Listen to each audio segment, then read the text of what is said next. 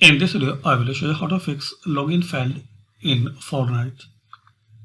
So to resolve this problem, you can try some easy method. Click on Start, type here CMD. Right click on command prompt, run as administrator.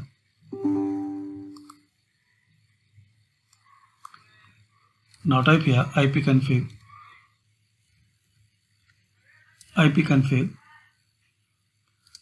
space slash flush DNS, then press enter. Now type net sh space winsock reset, then press enter. Now close it and restart. After restart, still you are facing problem, so you can try second method. Start settings, network and internet, advanced network settings.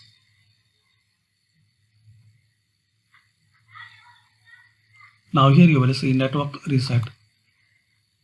So click on reset now.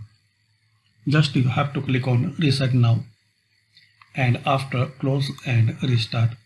So hopefully guys, using this simple and easy steps, we can fix and resolve login failed in Fortnite. Thanks for watching, and please comment any method work for you or not.